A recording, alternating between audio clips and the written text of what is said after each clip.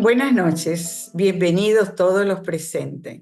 Gracias por estar, por aceptar nuestra invitación a la reflexión bioética del mes de junio 2024. Impacto bioético de las demandas médicas en República Dominicana. La República Dominicana ha visto recientemente un aumento considerable en el número de las demandas por mala práctica en el sector salud, tanto en la esfera pública como en la privada. A partir concretamente de la segunda quincena del mes de abril de este año 2024, el periódico Listín Diario editorializó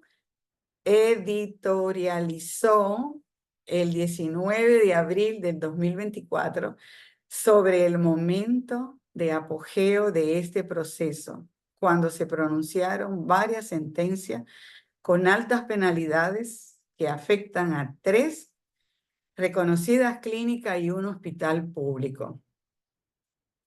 A la luz de estos hechos, la Comisión Nacional de Bioética de República Dominicana desea contribuir al debate sobre este problema, organizando una serie de diálogos con los actores de este proceso con miras a buscar consenso y unidad de criterio a fin de que el sistema de salud salga fortalecido y se permita el mayor bienestar posible a todos.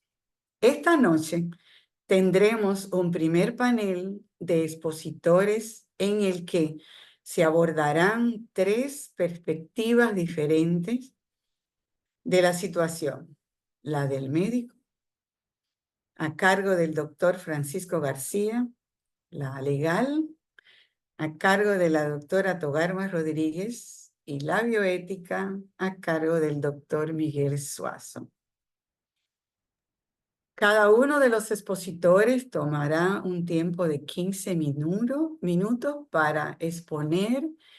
Luego de las 3 exposiciones, vamos a abrir un espacio de diálogo, de comentario, que espero van a enriquecer las exposiciones previas y que realmente vamos a sacar mucho beneficio de esta primera actividad con este tema. Vamos a pasar a la primera sesión a cargo del doctor Francisco García, médico egresado de la UAS, posgrado en cirugía general, cirugía oncológica y cirugía laparoscópica, maestría en bioética y en nutrición clínica, y en el ámbito no profesional, filosofía y humanidades con estudio a nivel de grado.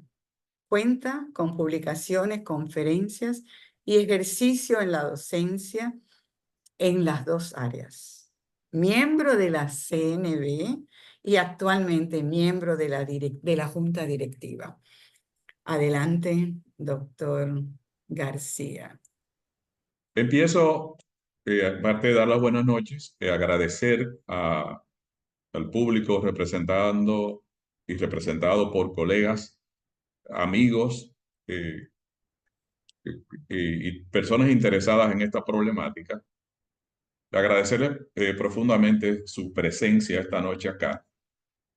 Agradecer también a la Comisión Nacional de Bioética el hecho de que me permita el honor de compartir como panelista junto a las 2 personas responsables de que yo esté en el área de la bioética, que son el doctor Miguel Suazo y la doctora Togarma Rodríguez. Es un honor compartir con mis 2 maestros esta noche. Voy a hablar del tema como el médico que es parte afectada, representando a uno de los actores en esta problemática. No voy a decir al principal ni no principal, uno de los protagonistas de esta problemática, y desde luego voy a hablar desde el punto de vista del médico, pero el punto de vista del médico, en este caso, para una intervención de 15 minutos, va a ser un punto de vista en el cual lo que yo voy a tratar, las ideas que voy a desarrollar, lo voy a hacer tomando como base un ejemplo histórico que es con quien voy a comenzar mi presentación, haciendo unas breves reflexiones sobre el hecho histórico en cuestión, que a seguida lo voy a describir, y luego explicando la base filosófica, no necesariamente ética, sobre la cual yo voy a apoyar las advertencias que voy a hacer en cuanto a este problema, porque lo entiendo todavía un problema que está en un proceso de inicio en la República Dominicana, aunque se vea con tanto apogeo. Concluiré haciendo una reflexión final con base a un poema de un poeta inglés del siglo XX que me gusta mucho y que resultará refrescante antes de darle paso a mis profesores que me seguirán. Fíjense, yo voy a partir de un hecho de la historia de la medicina, concretamente de la especialidad que es obstetricia. Ese hecho histórico que me va a permitir a mí ilustrar la primera parte de mi corta intervención se conoce con el nombre de la triple tragedia obstétrica.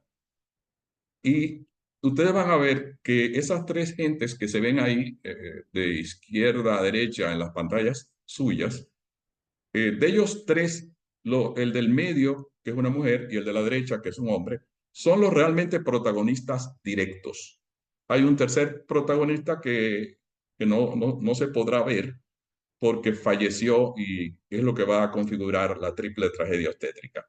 Y a partir de la cual yo voy a iniciar mis reflexiones.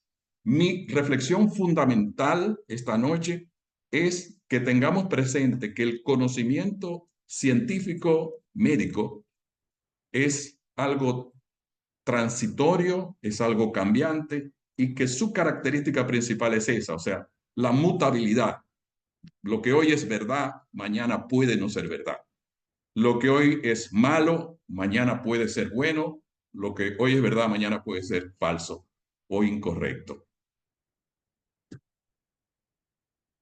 Me tapo un poquito, voy a mover un poquito la imagen nuestra para entrar de inmediato a dejar claro qué significa la triple tragedia obstétrica.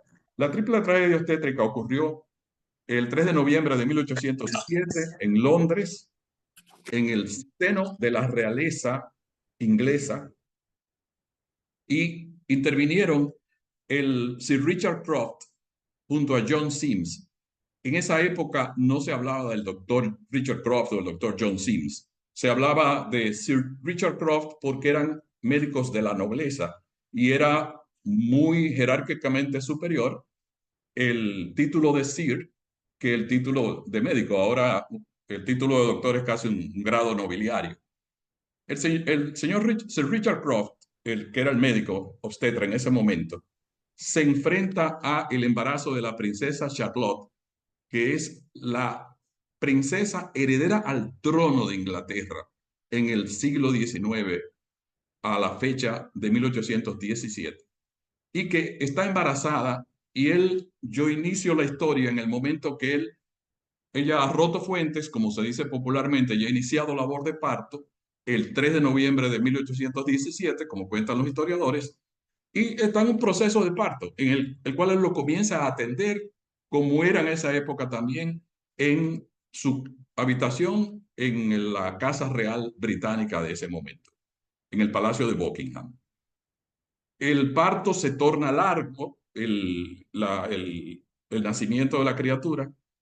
Le proponen que use forceps, él dice que no, porque en verdad en ese momento había habido muchas complicaciones con el uso de forceps. 1817, grábenselo, estamos hablando de 200 años, poquito más de 200 años con relación a ahora. Y cuando él ve que la cosa está complicada, llama a su colega Sims, que tiene instrumentos en obstetricia, que muchos de los obstetras, si hay alguno aquí presente, lo conocerán, y finalmente logran, al diagnosticar que es una posesión transversa en la que está la criatura, que dé a luz a un producto de unas 9 libras, pero que nace muerto, un natimuerto, configurando la primera muerte de la triple tragedia obstétrica. La segunda muerte de este hecho fue justamente la princesa heredera Charlotte de Hanover, que desangrada muere. Ellos diagnostican que probablemente había un sangrado dentro del útero y fallece al concluir unas horas después, 5 horas después. Unos meses más tarde, en el 1818, alrededor del mes de febrero, marzo, se termina la triple tragedia cuando el doctor Croft muere porque se dispara un tiro en la cabeza luego de concluir un parto de otro paciente de él. Y eso configura la triple tragedia obstétrica, que es el nombre que recibe ese capítulo de la historia de la obstetricia. ¿Cómo se saldó a nivel de la opinión pública y de la opinión íntima, privada de los vinculados a la princesa Charlotte? Richard Croft, pese al fallecimiento de la madre, pese a la muerte, aunque se le llamara natimuerto del producto de ese embarazo, fue felicitado por el príncipe Leopoldo, que era su esposo, y por el rey Jorge IV, que era su padre, que en ese momento era el regente y de quien ella iba a heredar el reinado de Inglaterra. O sea, no era cualquier cosa. En ese momento, todo el mundo la felicitó. Hubo algunas dudas, se le hizo una autopsia y los dos forenses dijeron, no hay ninguna razón para acusar al doctor Croft de esta muerte. Pese a todo eso, meses después, la triple tragedia se configura cuando él se dispara y se suicida y se sabe que deja declaraciones donde dice que estaba destruido por esa muerte. Resulta, ¿qué lección deja la triple tragedia obstétrica ocurrida en 1817? Deja la lección de que depende de la época, así será la apreciación sobre las cosas que ocurren. En ese momento, el doctor Croft y su ayudante, el doctor Sims, fueron felicitados, todo el mundo quedó satisfecho. Posterior, se hizo una autopsia, también se consideró que estaba todo correctamente hecho. Y sin embargo, si analizamos esos hechos al 2024 o incluso tiempos anteriores, cualquiera diría, ¿por qué nos hizo una cesárea? ¿Por qué nos hizo aquello? ¿Nos hizo lo otro? Y diríamos, se equivocó. Sin embargo, en su época, el enjuiciamiento del hecho fue como algo totalmente correcto desde el punto de vista científico, desde el punto de vista ético, etc. ¿Qué hace pensar eso cuando uno ve los hechos, cómo cambian en su enjuiciamiento de la época en que ocurrió a la época actual? Justamente en concordancia con lo que planteé al inicio, la verdad técnico-científica es mutable, es cambiable y tenemos que tener mucho cuidado a la hora de nosotros creernos que porque estamos armados o estamos equipados con un arsenal teórico de análisis, con juicios éticos, científicos o jurídicos, nosotros estamos hablando de verdades que son inmutables y verdades que no van a cambiar. ¿Cuál es el fundamento teórico filosófico de este tipo de análisis que yo estoy haciendo? Es basado en esa persona que está en la diapositiva, es el filósofo Michel Foucault, que en uno de los dos libros en los cuales yo me apoyo, en el primero, Las palabras y las cosas, elabora un concepto que posteriormente ha corrido con muy buena suerte en los ámbitos filosóficos y es el concepto primero que voy a manejar para tratar de buscar una explicación teórica de por qué el conocimiento científico médico es tan variable. Pero no solo el científico médico en general. El concepto de episteme, que lo desarrolla Michel Foucault en Las palabras y las cosas, básicamente lo que quiere decir es que en cada época hay un conjunto de principios y conceptos a partir de los cuales nosotros elaboramos lo que es el conocimiento científico de esa época, el conocimiento positivo en términos del derecho positivo y el resto de los discursos del saber. Esos elementos que componen la episteme van a variar de una época a otra. En la época de la triple tragedia obstétrica, la episteme sancionaba como justo, correcto y adecuado, y de hecho fue felicitado el doctor Croft. Lo que ocurrió en nuestra época, la episteme ha cambiado y será de otra manera.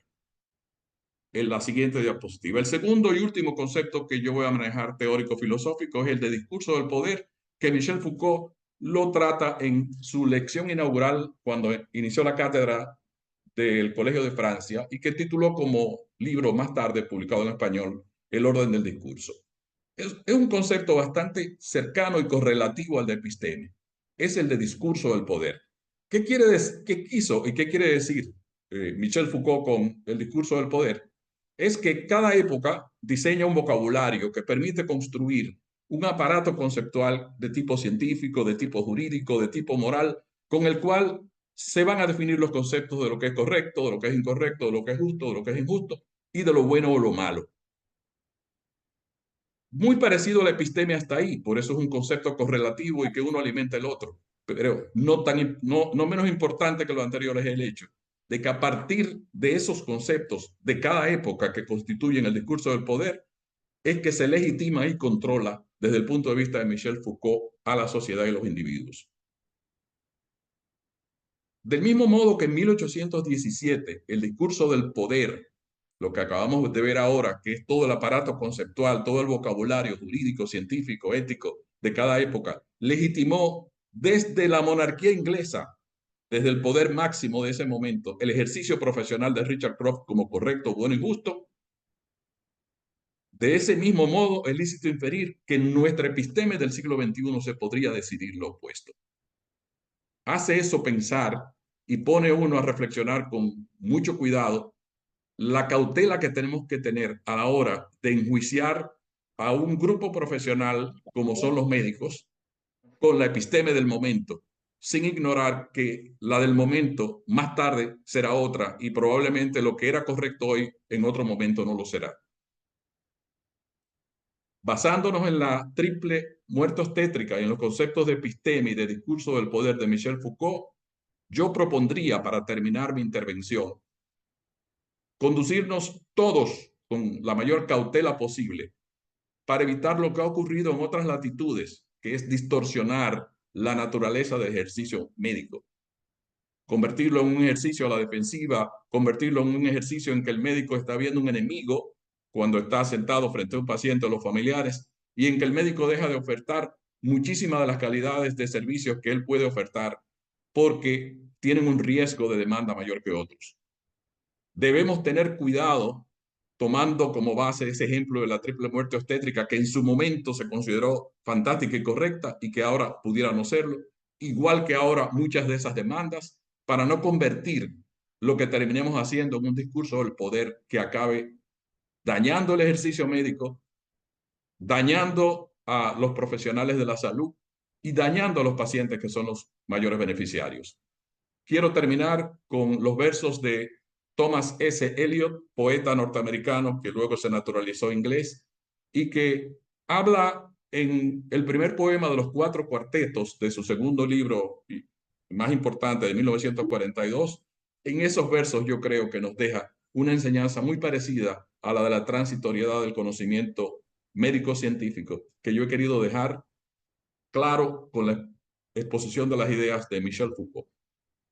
Él dijo, lo que pudo haber sido, lo que ha sido, tanto lo que pudo haber sido como lo que ha sido avanzan hacia un solo fin siempre presente. Eco de pasos en la memoria, en el camino que no tomamos, hacia la puerta que nunca abrimos, en el jardín de rosas. Ese mensaje que hay ahí obedece al hecho de que cuando su esposa la tuvo que internar en un sanatorio psiquiátrico, él se reencontró con la que fue su novia de juventud y paseando por unos jardines, unos bosques ingleses, él se dio cuenta que con esa segunda mujer fue que pudo haber hecho el amor de su vida y no lo pudo hacer. Ojalá nosotros no nos arrepintamos de lo que terminemos construyendo hoy con lo que es el ejercicio de las demandas a los médicos y no nos pase como describió Eliot que le pasó a él, que solo le quedó el eco de los pasos en la memoria del camino que no tomamos por no haberse quedado con la mujer que él hubiera querido haberse quedado finalmente. Muchísimas gracias. Gracias, doctor García. Vamos a continuar con la segunda intervención con la doctora Togarma. La doctora Togarma es médico fisiatra con doctorado en Derecho y maestría en bioética. Cuenta con amplia trayectoria en la docencia y en la investigación. A través de los años, ha mantenido mucho interés en el tema de la autonomía de la voluntad y el consentimiento informado, áreas que dieron origen a su tesis doctoral y que sigue desarrollando a través de diversas miradas. Actualmente es asesora de la Comisión Nacional de Bioética, directora del Consejo Editorial de la revista Archivo Médicos Dominicanos, órganos oficiales de la Academia Dominicana de Medicina. Es asesora en materia de bioética para la Universidad Pedro Enríquez Ureña. Bienvenida, doctora Rodríguez. Muchísimas gracias. Feliz de estar entre tanta gente distinguida y sobre todo poder compartir este panel con dos grandes amigos. Francisco siempre con esas palabras inspiradoras, que la verdad es que quisiera también, no se queda como envidioso de poder tener todas esas facultades que tiene Francisco. Así que nos ha abierto esa antesala. Yo me voy a ir más hacia lo terrenal, porque la verdad es que me he quedado tocado por las palabras de Francisco. Estoy muy tentada a no hacer presentación, pero creo que para claridad de todos necesito hacer por lo menos unas breves diapositivas. Solamente porque me toca hacer esta mirada desde lo legado. Tengo que recordar un poco el cambio suscitándose, donde hasta hace un tiempecito el médico ejercía una profesión liberal que funcionaba según sus propios principios, valores y criterios, lo que llamábamos un poquito esa parte de paternalismo, donde se prioriza la experiencia, se entiende que debe de ser beneficente, y donde el respeto al médico era una condición básica, tanto en el trato de los pacientes como dentro de la comunidad.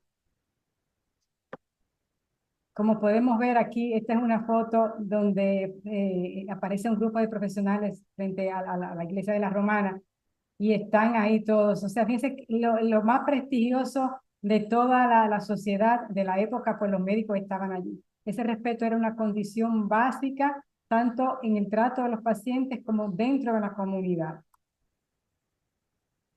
Sin embargo, esto pues ha venido cambiando.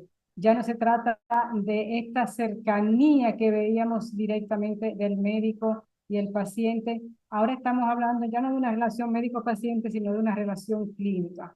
Hoy el médico es un proveedor más de servicios de atención a la salud, lo que sería el acto médico. Provee un acto médico en términos de, como llamamos en el aspecto legal.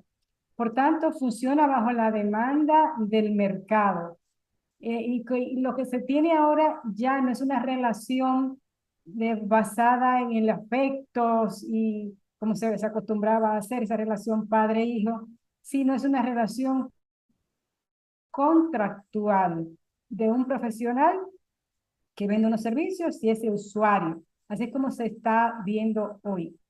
¿Es bueno o es malo? No lo vamos a clasificar, a calificar. Sencillamente es como se está haciendo. Entonces, una relación contractual implica varias cosas que vamos a ver en un momento. Quiero dejar clarito lo que significa el acto médico. El acto médico es un conjunto de acciones realizadas por un profesional de la salud que recibe un usuario o un paciente dentro de los servicios de salud, cuyo objetivo es la recuperación del paciente. Ojo con esto, porque lo que se persigue, recordamos que la obligación del médico es de medios, no de resultados. Cuando hablamos de medios, no de resultados, en excepción de lo que tiene que ver con la estética, los cirujanos plásticos, los odontólogos que buscan la parte de cirugía estética, la parte estética, lo que tenemos es que nosotros tenemos el deber de poner y agotar todo lo que esté a nuestro alcance para poder lograr esa recuperación del paciente. Y como sabemos todos, No somos dioses, no siempre se puede conseguir la recuperación completa y muchas veces la muere.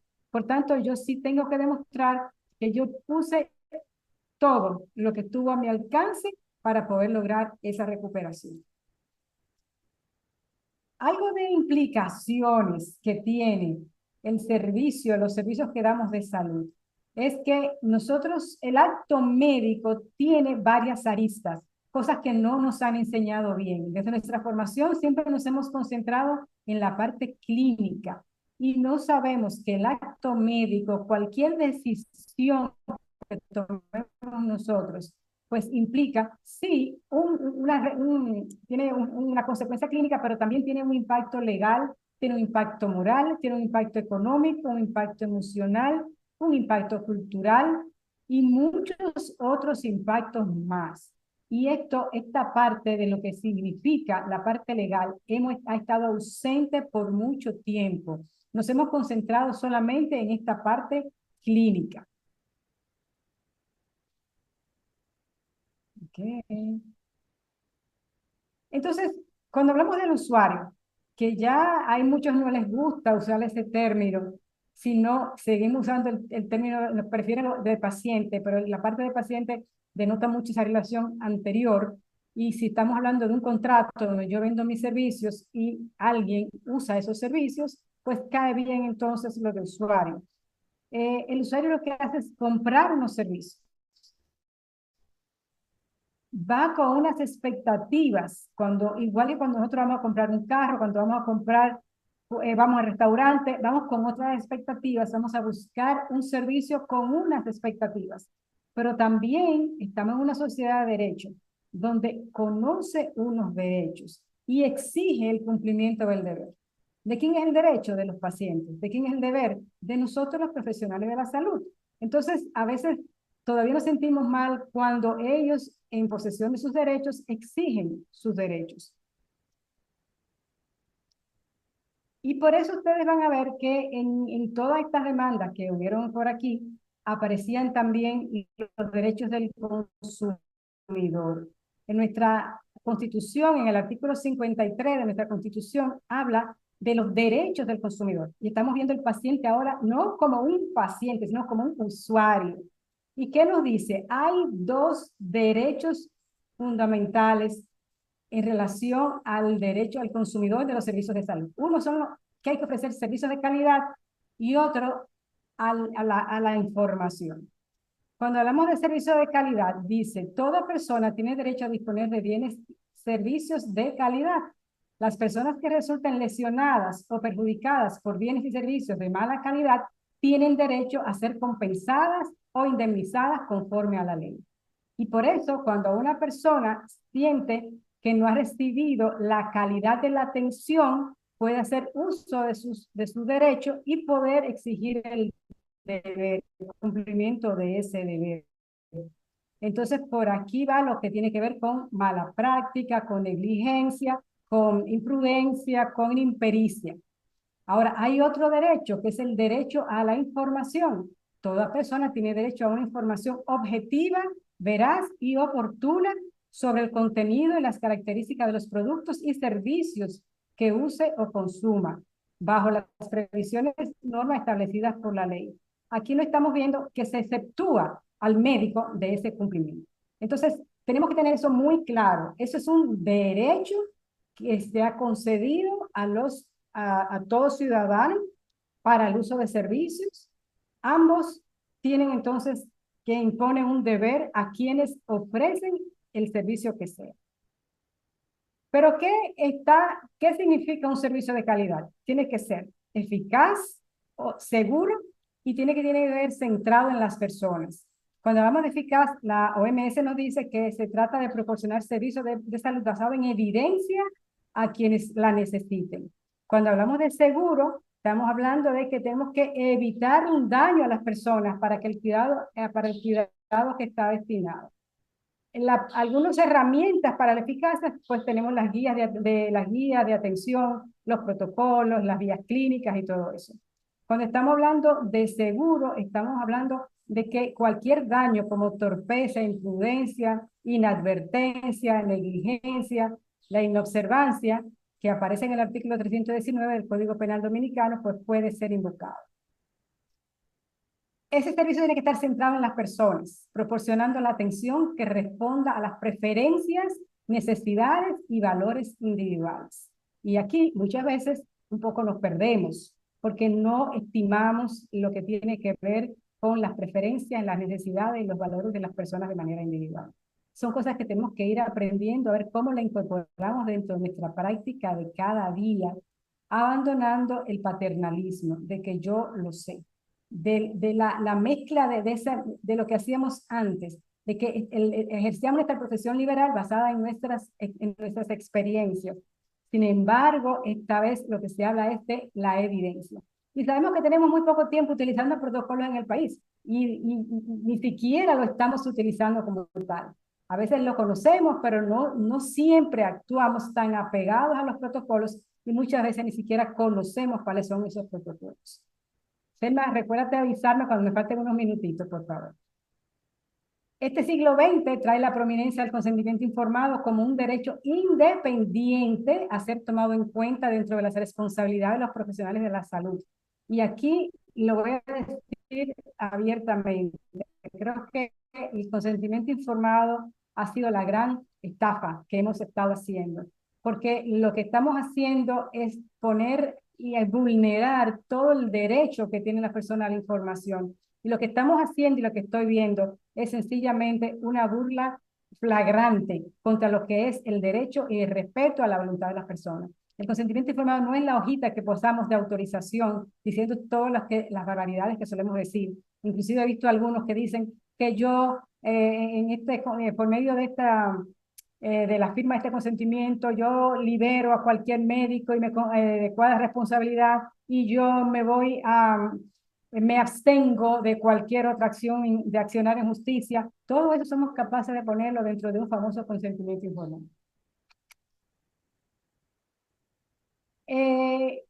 La autonomía de la voluntad es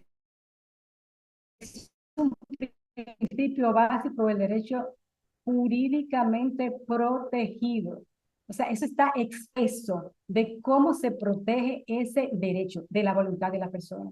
Y surge como una manifestación de la libertad humana, el reconocimiento de la dignidad y valor de la persona, por lo que se traduce en la posibilidad que tienen las personas de regular libremente sus intereses y de ejercitar los derechos subjetivos de los cuales son titulares.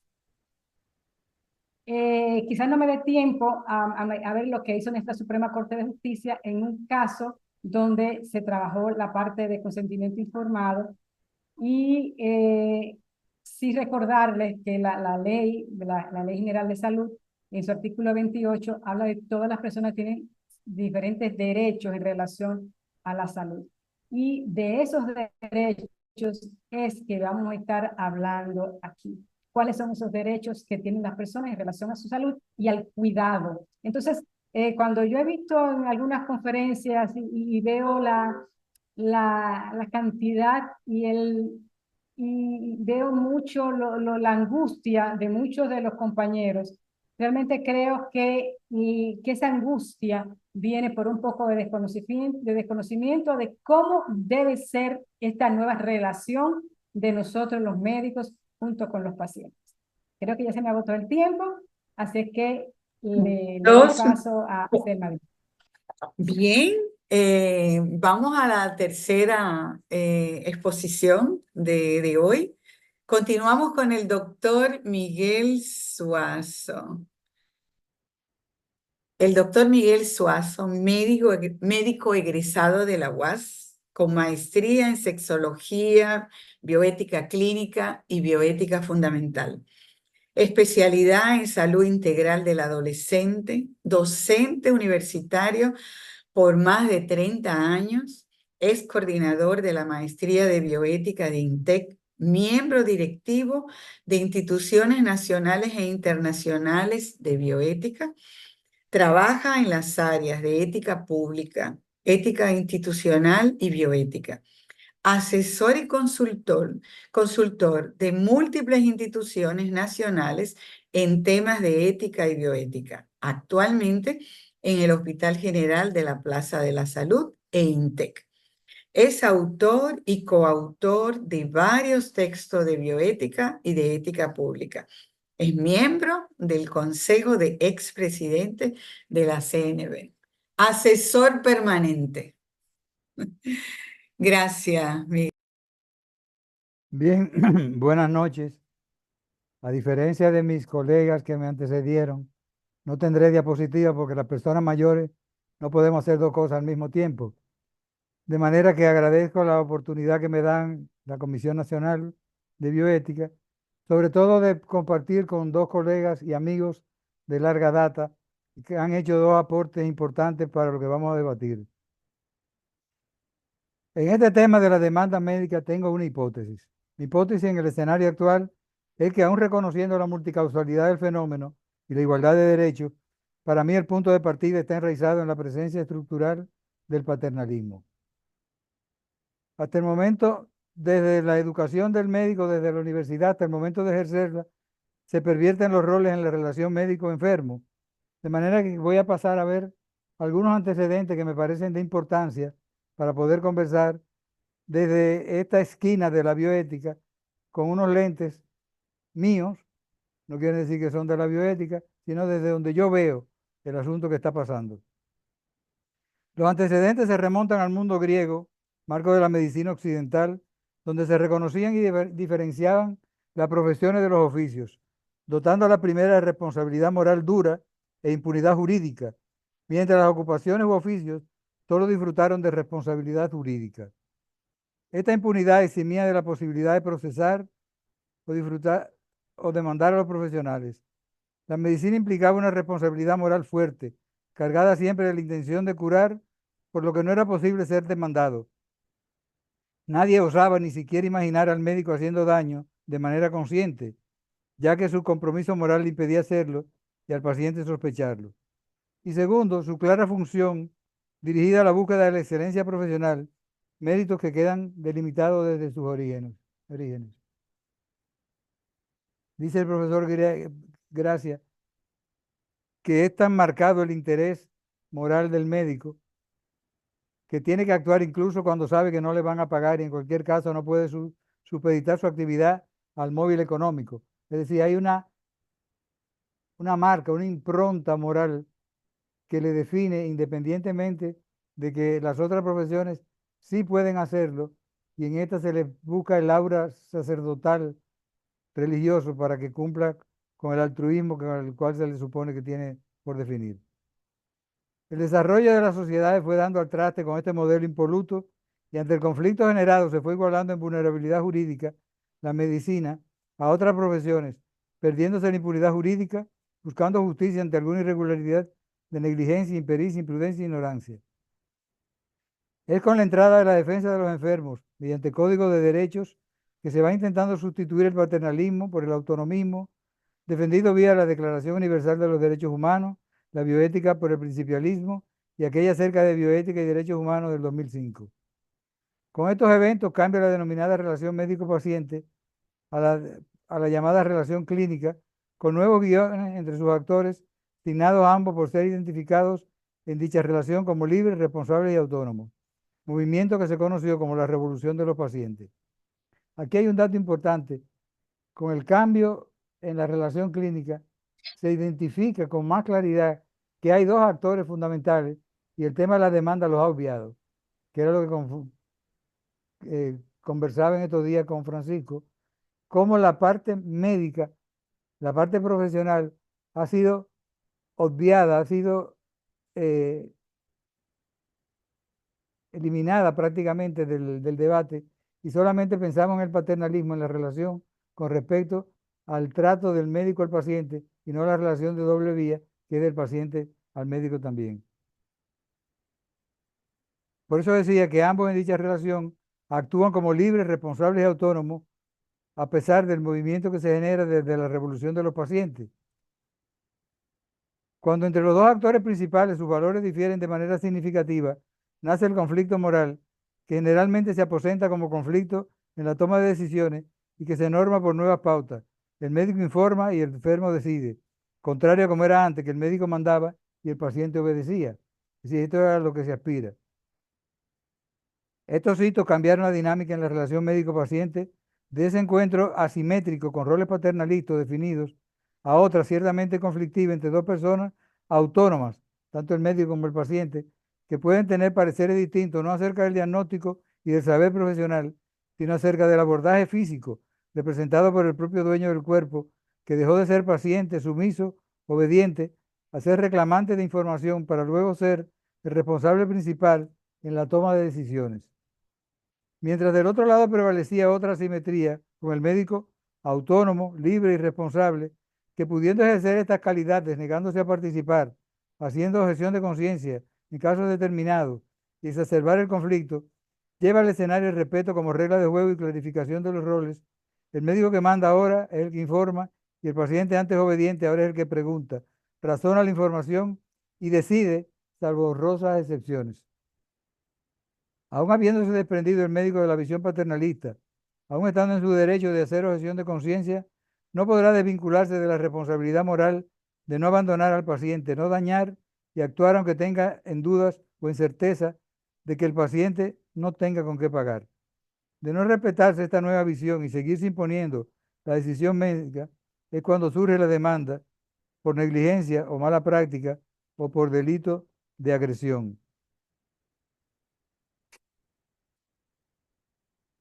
Siguiendo un poco con la estafa que llamó Togarma el consentimiento informado, yo le he llamado el mito de la magia del consentimiento informado.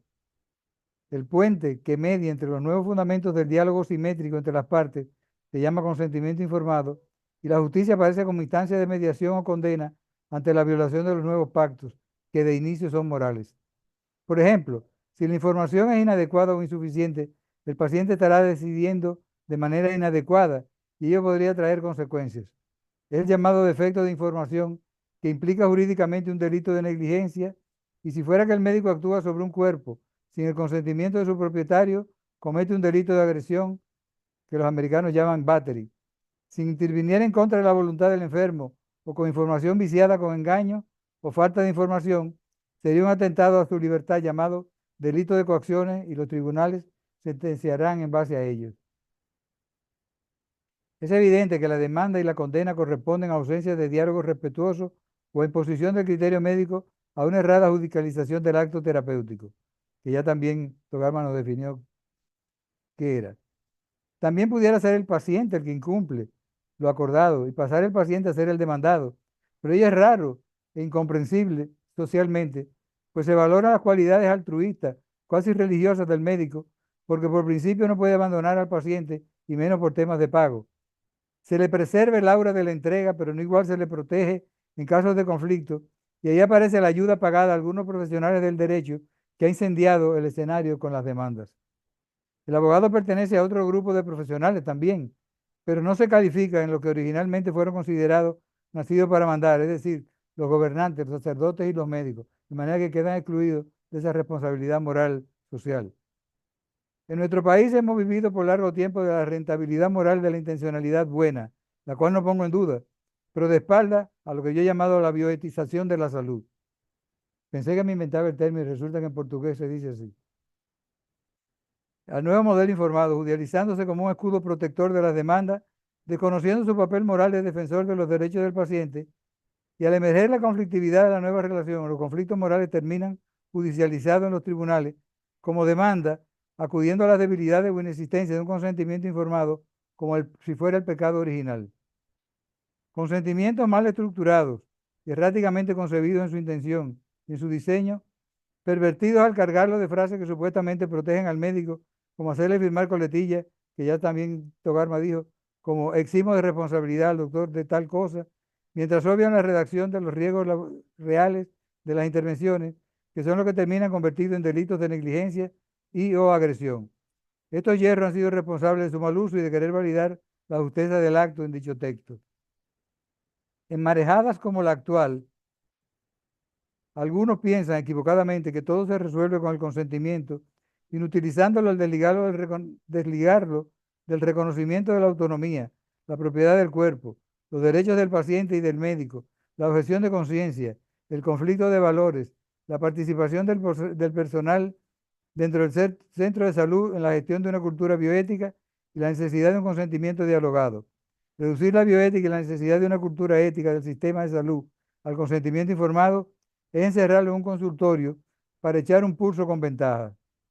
Tal es el mito que, huyendo a la demanda, porque el juez ha convertido ese instrumento y su perfección en prueba, quieren tener ahora bioeticistas de planta para hacer consentimientos ante todo por la preocupación reinante. Esto tiene que terminar en propuestas que le demos salida a la situación que estamos viviendo, porque de lo contrario vamos a ver qué es lo que está pasando. Ya Francisco nos hablaba un poco de esa medicina de protección, de defensa. Hay algunas propuestas morales. La preocupación llega a tales límites que algunos visualizan y hasta proponen que nuevas generaciones no elijan como profesión a la medicina. Están planteando que vayan lo menos a la escuela de medicina porque el fracaso es inminente y terminarán presos. Otros plantean la formación de escuadras de médicos abogados, lo cual es respeto, pero si lo hacen para la defensa o instancia de conciliación o como litigante especializado en la demanda médica, sería muy peligroso. Y peor aún, hay quienes están planteando leyes de despenalización del acto médico, que el médico no pueda ser demandado bajo ningún concepto, independientemente de lo que haga, volviendo por definición a la impunidad jurídica de oficio, cuando a mi entender lo que falta es descubrirnos del llamado privilegio terapéutico del que estamos encubiertos, dándonos protecciones falsas, y lanzar desde las instancias involucradas lo que he llamado la bioetización del acto médico y no la de expertos en consentimiento informado de planta, creado para combatir y no para reconocer los elementos de un diálogo entre conocidos mediados por la confianza. Con estas visiones solo estamos pasando de la nunca lograda aspiración de una relación entre amigos, como planteaba Pedro Laín Entralgo, a una medicina defensiva. He puesto un ejemplo que me sucedió. Tengo un amigo que fue premiado por sus méritos profesionales.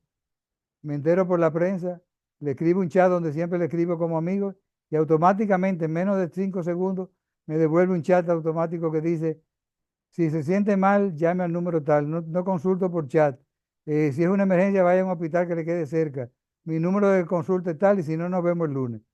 Fíjense a la medicina defensiva que hemos llegado. Sobre todo, me ofendí no por todo lo que dijo, sino porque el médico es ginecólogo. Con estas visiones,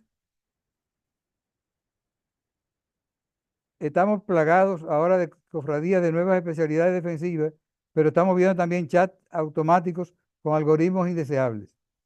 De ocurrir la mala praxis en el acto médico o de mostrarse impericia, hacer algo para lo que no se está capacitado, la ignorancia sobre lo que el profesional desconoce o actuar de manera imprudente, tiene la obviedad del daño acontecido, pero los tipos de negligencia señalados antes están en la convicción y acción de la necesidad de redimirlos, porque el médico quiere curar, hacerlo bien, pero muchos profesionales y centros de salud, clínicas y hospitales aún duermen en los brazos del paternalismo, de manera que hay responsabilidades establecidas. De hacerlo mal cabe la demanda, sin evadirla, pero no necesariamente la sanción o la condena. La idea es hacerlo bien sin apelar a la despenalización del acto médico, sino en base al acto bueno y consentido, con sede en el diálogo y el respeto a la toma de decisiones de un paciente bien informado. Lo que hizo Hipócrates con sus alumnos fue una propuesta ética y jurada ante los dioses para diferenciarse de los otros que existían, no caer en lo que él entendía que está mal y lo llevó a nivel de juramento, renegando de hacer cirugía para tratar el mal de la piedra, o el uso de pesario abortivo, o entrar en casa del enfermo con otro interés distinto al de curar o dar fármacos letales, aunque se lo pidan. Era una ética médica del bien. Si el juramento cumpliere íntegro, viva yo feliz y recoja los frutos de mi arte y ser honrado por todos los hombres y por la más remota posteridad. Pero si soy transgresor y perjuro, avéngame lo contrario de no hacer, y quien no lo cumpliera no tenía demanda, sino que Dios y los hombres se lo tomen en cuenta. El momento requiere de diálogo y reconocimiento ético, por lo que hacemos una propuesta, que esta mañana la hablaba inclusive con el rector de INTE, para verlo también con los actores del ministerio. Una propuesta de bioetizar la salud y rescatar la simetría de los actores. Propongo que la Comisión Nacional de Bioética, que hoy nos convoca, asuma la dirección de una comisión gestora con representantes del Ministerio de Salud, Colegio Médico, sociedades especializadas, clínica privada, ADOFEN y otras instancias interesadas para conocer e implementar un programa de biotización del acto médico y rescatar la simetría de los actores, de manera que ilumine la política de salud del país y no se parcialice en uno de los extremos, como ha estado sucediendo, del lado que sea. La tarea consistiría en desarrollar programas comunes para todos los centros y personal de salud que así lo decidan. 1. Biotizar la salud implica desarrollar programas básicos de bioética dirigidos a todo el personal con el objetivo de construir y desarrollar una cultura bioética. Segundo, rescatar la simetría de los actores. Los actores aquí son el lado del médico y el lado del paciente. Que reconozca la igualdad de los actores con roles diferenciados, donde el profesional de la salud, no solo el médico, al igual que los usuarios, también es sujeto de deberes y derechos, donde los valores de ambos median e intervienen en la toma de decisiones morales en una nueva dinámica de interacción. 3. Programas como este han sido desarrollados de manera permanente y existen en el Hospital General de la Plaza de la Salud desde hace 25 años y podríamos decir que cada día nos asombramos de cosas que nos sorprenden a pesar de 25 años, de manera que la tarea no es fácil. Esta y otras experiencias están soportadas en la formación de más de un centenar de bioticistas formados con grado de maestría en INTEC, muchos presentes esta noche y mucha gente querida. Después de 17 rondas desde el año 2000 y a punto de lanzar este año una especialización en bioética clínica. Quinto, un programa de maestría en bioética anunciado por la UAS que debe estar a punto de realizarse. Estos programas están desarrollados en los lugares señalados y se pondrían en ejecución con el desarrollo de este plan en caso de ser aceptado. Doctora Selma Zapata, presidenta de la Comisión Nacional de Bioética y coauspiciadora de este foro, dejo en sus manos y en su directiva esta iniciativa y el compromiso operativo por vincular las instituciones señaladas. Muchas gracias. Gracias, doctor. Gracias por su intervención. Gracias también por el uso del tiempo. Qué bueno. Y realmente vamos a pasar a preguntas y respuestas, pero bueno, me adelanto a decir de que definitivamente es un reto para la directiva, para todos los miembros y para los asesores que también tenemos, realmente implementar, ejecutar, ¿no? Ese plan que realmente el doctor Suazo nos está proponiendo. Bien, el doctor Raimundo Jiménez hace ratito levantó la mano, así es que el primero. Vamos a agradecerle de que realmente en el uso de la palabra, la primera vez, si fuera posible tomar unos 2 minutos, si es una pregunta, si es un comentario, y después, si vuelven a intervenir otra vez, tomar un tiempo más breve. Adelante, doctor Raimundo. Muchas gracias, doctora Zapata. Primero, un reconocimiento a los expositores, a Francisco, a Togarma y a Miguel, que no puedo dejar de reconocerlos como maestros. Sus exposiciones han sido magistrales. No, por supuesto, nunca trataré de darle ni por los tobillos. Solamente voy a hacer algunas observaciones. Mientras iban hablando, yo iba tomando notas. Rápidamente, sin entrar en muchas profundidades. Hay abogados cazademandas, entonces esto hace más difícil el asunto. Hay negligencias por descuido de parte de los médicos, entonces del otro lado también nosotros le damos la oportunidad, como es el caso del dengue, de que, por ejemplo, en el centro médico UCE no se moría ningún paciente de dengue porque la atención que se les daba no era igual que la que se les daba en otros lugares, específicamente en los hospitales públicos donde no hay tanto cuidado, el llamado cuidado enzimático, que no es de enzimas, sino de estar encima del paciente. Decía Togarma de usuarios. Sí hay usuarios, pero también hay pacientes.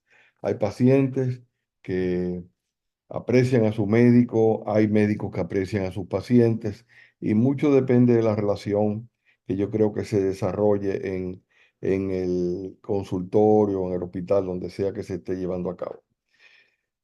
Cuando habló de protocolos, sí, hay que seguir los protocolos. En el protocolo es como la receta del arroz con habichuela o el dulce con leche, que hay que echar tanto de azúcar, tanto de esto y tanto del otro. Sin embargo, no hay enfermedades, hay enfermos y hay siempre variables que hay que tomar en cuenta.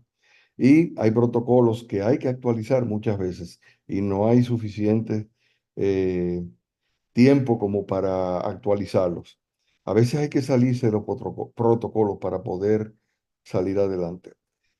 Con relación a las demandas como algo negativo, haciendo un juicio de valor, también puedo decir que tiene de positivo que en Estados Unidos estimula a que haya una buena práctica porque saben los médicos de que pueden ser demandados y tratan de hacer la medicina mejor posible. Y por supuesto, cobran por ella, pero también tienen que pagar un buen seguro caro y estar siempre pendientes de que si no lo hacen bien, pues pueden ser víctimas de los cazarrecompensas.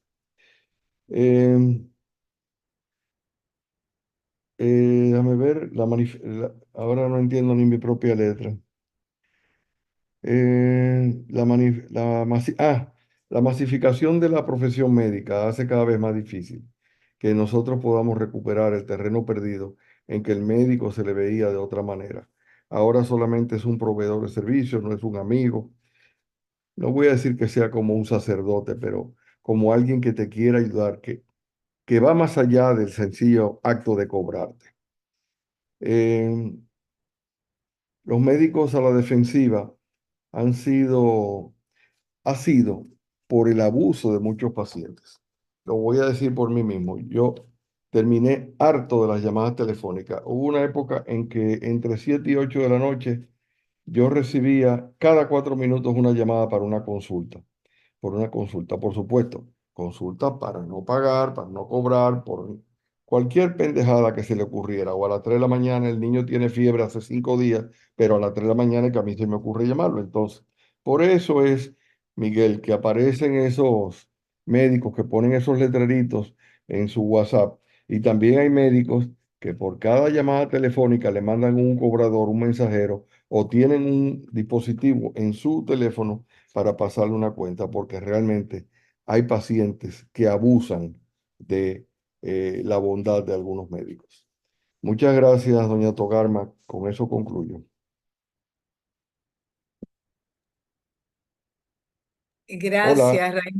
Gracias Raimundo por el excelente resumen que has hecho y sobre todo aportando a lo que ya hemos estado escuchando esta noche. Togar no abrió su micrófono. Eh, También tengo la mano levantada de un participante, apellido Kelly, ¿no? No, Diurmi Kelly, dice. Togarma, le doy la palabra a ella. ¿Prefieres tomarla? Sí, permíteme contestar algunas cosas con Raimundo, que muy sumamente oportuna, como siempre, Raimundo, tus intervenciones. Y sí, tienes toda la razón.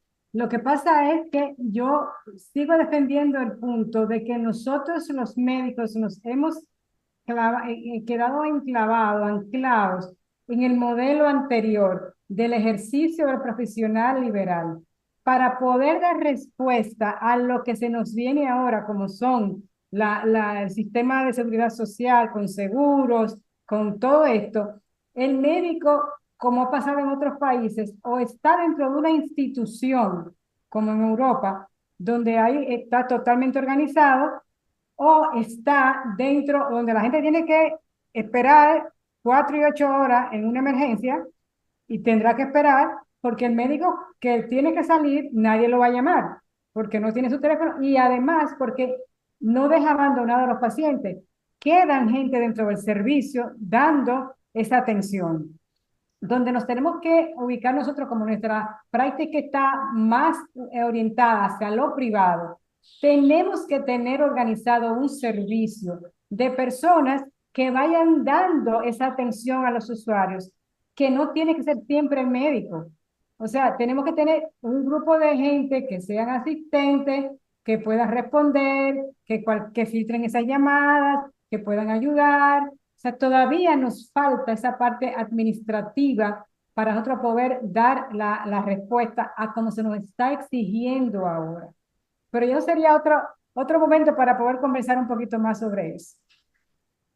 Vamos a hablar a Diumi Kelly.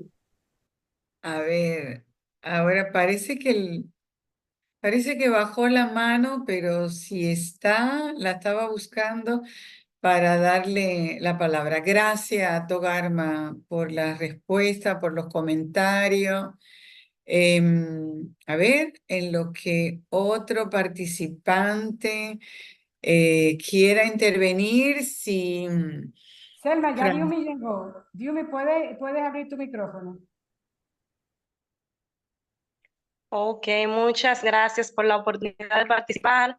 Felicitar a los maestros que pusieron por su ilustración. Yo quisiera aportar con relación a la despenalización del acto médico. La despenalización del acto médico se refiere a tratar los casos de demandas médicas como responsabilidad civil, no penal.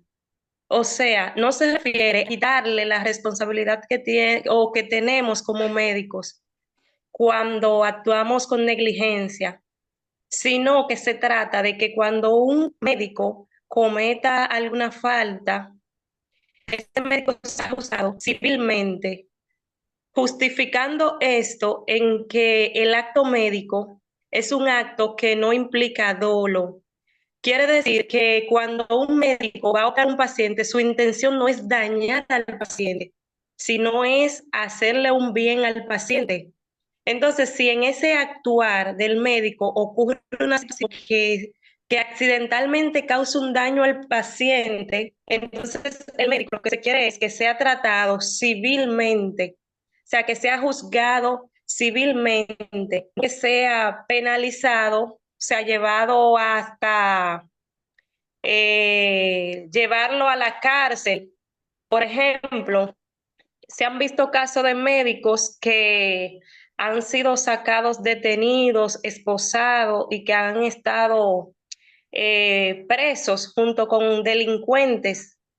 Sin embargo, cuando ese médico estaba en el ejercicio, su intención no era dañar al paciente. No es lo mismo que yo como persona agreda a alguien con la intención de lastimarlo, ahí debe juzgárseme penalmente, porque yo tenía la intención de agredir a esa persona. Pero si en mi actuar médico lesiono a un paciente, no lo hice con intención, o sea, se me debe juzgar en ese caso, no penalmente, sino civilmente. Es lo que se trata de eso, es lo que se trata la propuesta de despenalización del acto médico. Diumi, gracias, y gracias. permíteme que conteste a Diumi. Sí, es cierto, eso es. Y todavía estamos yendo un poquito más allá. Estamos proponiendo que los conflictos que surgen de la práctica clínica no se judicialicen, sino que se cree un consejo para la resolución alterna de conflictos, donde existe la mediación, donde existe el arbitraje, donde existe la conciliación. O sea que no hay que ir de una vez directamente a los tribunales sin antes pasar por ese consejo con expertos que conocen tanto, que son médicos, que conocen muy bien cómo funciona el área vital de la salud y que también son abogados. Tenemos ya bueno, tenemos suficientes médicos, no solamente médicos con la maestría de Derecho Médico y abogados que también tienen la maestría en Derecho Médico. O sea que tenemos suficiente cantidad de personas para ocupar y hacer ese puesto. Y así tenemos que evitar todo eso. Diumi, yo no estaría tan clara en lo de la despenalización, porque he tenido casos, y un caso en un hospital dominicano de dos chicas residentes de tercer año, que había una chica de 16 años de edad que estaba en trabajo de parto, y como la chica estaba tan desesperada que aruñaba y agarraba a todo el mundo, ellas decidieron poner como diagnóstico el lentecimiento de trabajo de parto, llevarla a la sala de cirugía para una cesárea porque no querían aguantar más tiempo Y luego de haber extraído el producto, ella amarraron las trompas con Vicryl, amarraron las trompas de la chica. Cuando la residente de anestesia está describiendo el acto, está describiendo que hicieron una salpingoclasia. Las chicas le dijeron, le discutieron que no habían hecho ninguna salpingoclasia porque no habían cortado ni nada. El asunto es que la MA se dio cuenta y mandó a hacer una sonografía y efectivamente estaban amarradas las trompas. Esto ni siquiera se llevó a juicio, ni siquiera se llevó a ningún sitio. Ya después en otro momento podré contar cómo terminó todo eso. Pero hay momentos en que sí nosotros, siendo médicos, actuamos y producimos daño. Y esto es parte de la experiencia. Gracias, gracias. Bueno, tenemos algunos comentarios, aunque está pidiendo la palabra Francisco Gómez, pero sin embargo, permítanme revisar si en el chat hay preguntas, ¿no? Andrea dice bendiciones, tendremos acceso a la grabación. Sí, tendrán acceso a la grabación y siempre es colocado en el canal de YouTube de la Comisión Nacional de Bioética, así que también la pueden recibir ahí. La doctora Josefina Romero pregunta, ¿cuáles serían los primeros pasos para iniciar esa bioetización de la salud que propone Miguel? ¿Y qué papel juega la llamada humanización de la salud?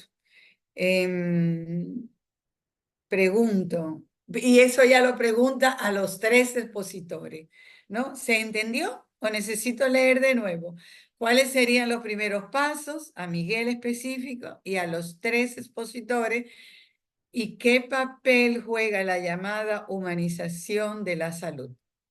Gracias, doctora Romero. A ver, le doy la palabra a Francisco García, que está pidiendo la palabra. Sí, bien. Miren,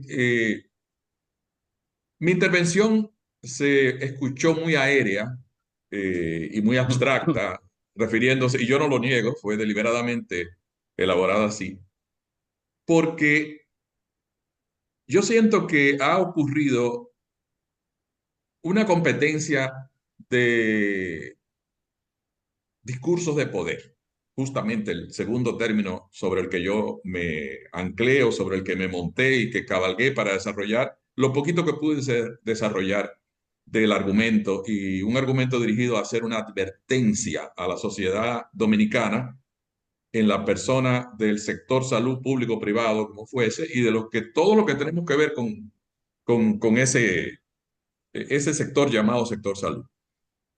Yo siento que, y ahí me dirijo a mi querida colega y amiga de muchos años, Togarma Rodríguez, como abogado, que estamos cayendo en una confusión al creer que porque existe todo un vocabulario, todo un lenguaje, todo un aparato teórico en el que se manejan términos como que el médico ahora es prestador de servicios de salud, los centros son no sé qué cosa, o otro término,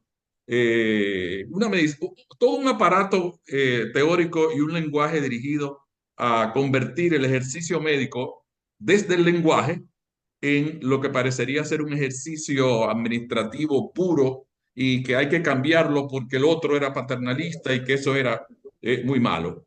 Yo no creo que el ejercicio médico tradicional como se llevó a cabo hasta ahora haya sido malo. Los resultados están ahí. O sea, el impacto de las diferentes especialidades con un ejercicio tradicional sin todo este lenguaje nuevo, que es un discurso de poder para imponer desde las alturas jerárquicas de la sociedad unos conceptos de que lo verdadero es esto, lo justo es esto y lo correcto es esto, haciendo abstracción del hecho de lo que traté de mostrar con el ejemplo de la triple tragedia obstétrica.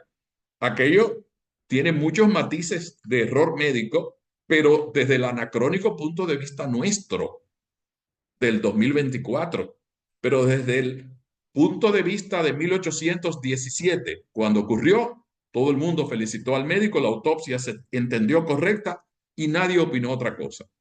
Tenemos que tener mucho cuidado con creernos que porque fabricamos vocabularios y fabricamos modelos teóricos que supuestamente van a revolucionar lo que está ocurriendo, el resultado va a ser mejor que el anterior.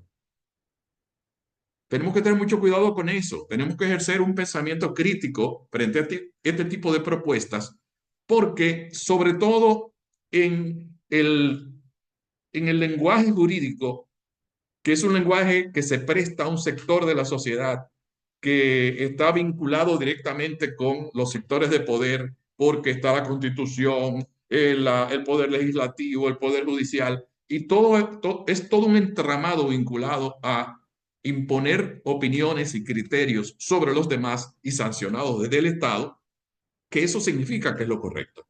Yo no creo que sea lo correcto, yo personalmente. Estoy de acuerdo con el planteamiento de Raimundo. Hay muchos médicos, yo estoy entre ellos, que ejerzo hace más de 3 décadas y que mis pacientes ni son prestadores, ni yo soy prestador como ellos quieren, como ustedes quieren redefinir ahora el ejercicio médico, ni ellos son usuarios, o sea, son personas con un vínculo conmigo como el que yo aprendí, el tradicional. Esa persona es un amigo, esa persona no es un cliente, esa persona, el trato conmigo no está regido de manera contractual. No niego la importancia del consentimiento informado, pero creo, como dice Miguel, que hay muchísimas falsedades que se cuelan detrás de un papel en que hay todo un conjunto de cosas dichas desde el punto de vista médico que el paciente no entiende. Y que después, si usted no lo hizo, entonces usted le hizo daño al paciente, cometió tal o cual error y ya usted es un delincuente.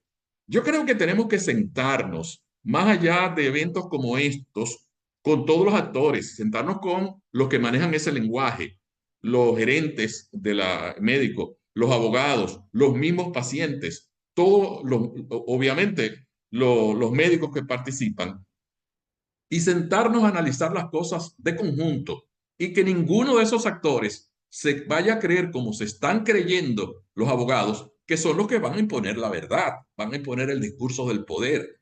Y nosotros como médicos tenemos que abrir los ojos y no prestarnos a esa charlatanería. Lo resumiría. Y para mí es una perfecta charlatanería que todavía no se ha demostrado que eso sea superior a lo que ya existía. Podrá ser, tendrá una sobrecarga jurídica enorme y estará en la Constitución y se tirarán muchísimos decretos y muchísimas cosas y se acaba incurriendo en la falacia de pensar que porque hay un término nuevo y una realidad nueva. La realidad está ahí y ha sido siempre la misma, porque cambiemos terminología y porque querramos redistribuir las cosas y reconfigurar las cosas. El impacto final no va a ser necesariamente mejor, señores. Regresen cuando vean el video a los versos de Eliot, que es exactamente lo que estoy planteando ahora. Cuando Eliot se reencontró con su novia de juventud y vio que la relación de matrimonio que había tenido no era la mejor para él, se dio cuenta que nada, lo que pudo haber sido no fue, todo pasó y por creerse que por las cosas eran bien de una manera, acabó fracasando en el aspecto que describe en el poema. Yo creo que perfectamente nosotros, por estar copiando recetas extranjeras ajenas a la realidad dominicana y creernos que porque eso es lo que se hace en España o eso es lo que se hace en Estados Unidos, el resultado necesariamente va a ser mejor.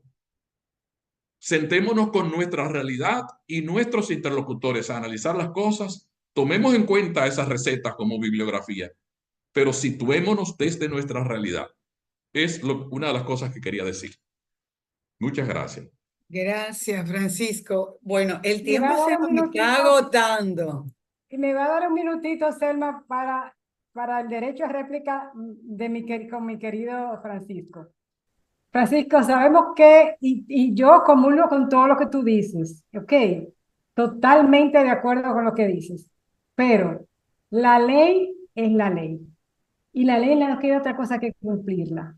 Lamentablemente no toda ley es moral, no todo lo legal es moral y no todo lo moral es legal y eso lo sabemos.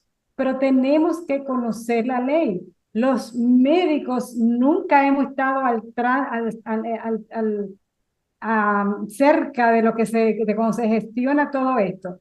Y nosotros que dejamos que pasen las cosas y luego venimos a reaccionar ya cuando las cosas son tarde. Lamentablemente no podemos echar para atrás una constitución, tenemos que cumplirla. Lamentablemente tenemos una ley general de salud, tenemos una ley de seguridad social. Es a partir de esa ley de seguridad social donde se crea todo este entramado que estamos viendo y que es contraria al ejercicio anterior que teníamos, porque reconoce unos derechos, reconoce unos principios que tienen que llevarse a la práctica y que todavía no hemos podido llegar. Estoy de acuerdo contigo, pero lamentablemente cuando vienen a aparecer estos casos, lo que se aplica es la ley, no se aplica ni siquiera el raciocinio, ni siquiera más nada, es lo que está escrito y es lo que aparece por ahí, A ver, lamentablemente. De a hecho, ver, perdóname, me va. hay algo que viene bien cercano y lo advierto desde aquí, lo que tiene que ver con salud digital e interoperabilidad. Nosotros estamos dejando, no estamos al tanto de lo que está pasando y lo que se está gestando a nivel de salud digital en el país y cómo se va a manejar todo eso de interoperabilidad. Abramos los ojos, sentémonos a escuchar sobre eso y participemos activamente ahora para que mañana tampoco tengamos que estar lamentándonos. Como tú bien decías, Fray Francisco. Bien, tenemos una dificultad. Hay varias personas que quieren intervenir y el tiempo se ha agotado. Nosotros no pretendíamos que esta sesión de hoy iba a agotar ni a resolver toda la complejidad de este tema. Esto es solo un inicio. Entonces, a mí me gustaría, primero, Josefina hizo una pregunta a los tres. Hizo a Miguel e hizo una pregunta a los tres. Me gustaría darle la palabra a Miguel para que responda esa pregunta. No estoy viendo a Fran. Si hay, porque definitivamente el tiempo tenemos que cortar.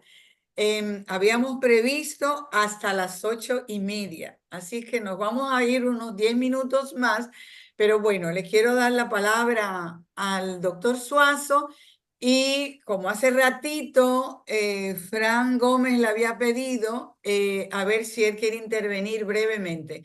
Miguel, adelante. Pero definitivamente la idea nuestra es continuar en otros tipos incluso de actividades, seminario, tertulia, talleres, ¿no?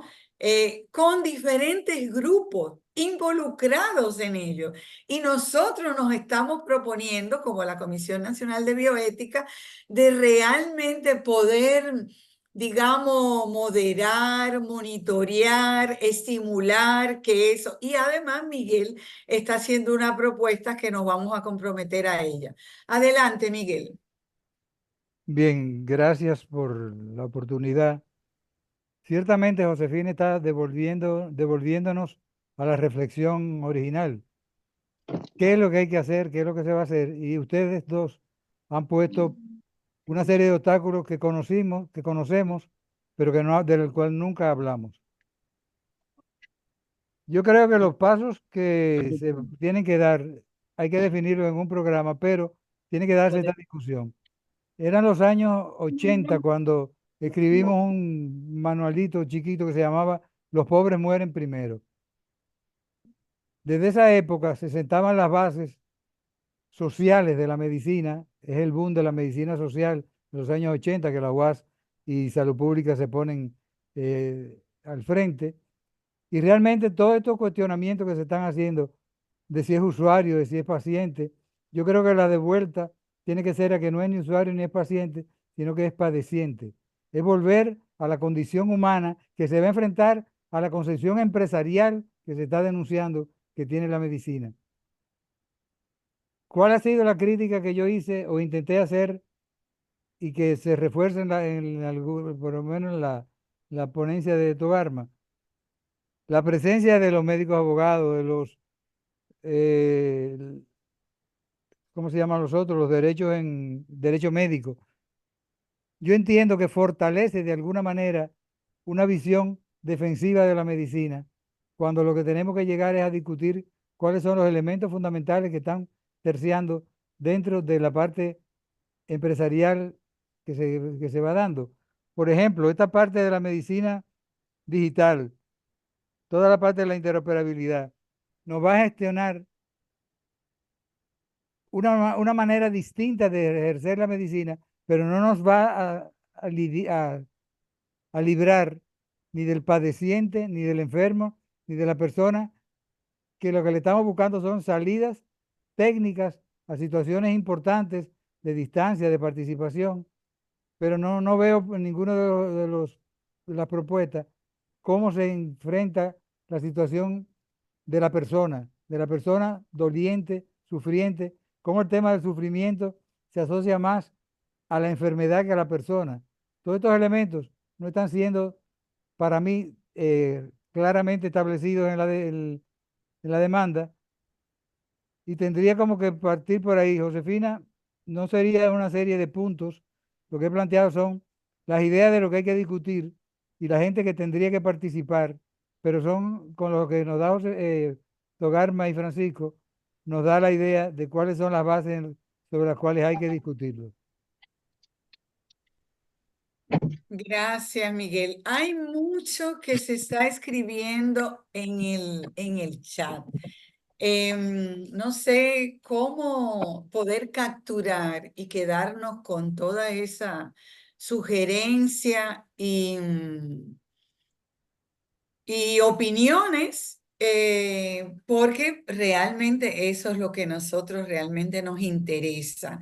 De salvarla, porque ahora realmente no lo vamos a poder leer, pero sí realmente hay muchos comentarios valiosos que están ampliando, profundizando, orientando de cómo continuar esta temática, ¿no?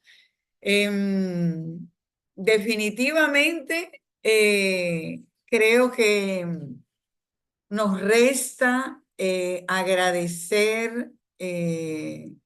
La verdad es que siento de que Fran pidió la palabra ahorita y que no la pudo tomar. No hay nada que lamentar. Adelante, Fran. No, Francisco. Tranquila, termina la actividad y después en otro contexto lo hablamos. No te preocupes, gracias. Ok, gracias por tu comprensión. La verdad que queremos agradecer primero a los 3 expositores y luego a todos y cada uno de los presentes que han intervenido, que han escrito, que han escuchado y que se han motivado para seguir profundizando en el tema. Nosotros de inicio, cuando establecimos el tema, sabíamos que no era sencillo, que esto es un tema complejo. Nosotros, antes de tener el tema programado, nosotros recibimos de varios ex presidentes como de algunos miembros la expresión de que, la sugerencia de que era necesario tratar este tema. Así es que nosotros nos quedamos con el compromiso de poder establecer, programar otras actividades para seguir profundizando en ella. Así es que muchísimas gracias y esperamos que nos sigan acompañando. Hoy tuvimos a casa llena, también nos agrada mucho el número de participantes que tuvimos hoy. Así es que gracias, los esperamos para las próximas actividades. Tenemos en julio, en agosto tenemos varias actividades y en cada uno de los meses vamos a seguir trabajando y convocándolo. Así es que gracias y buenas noches.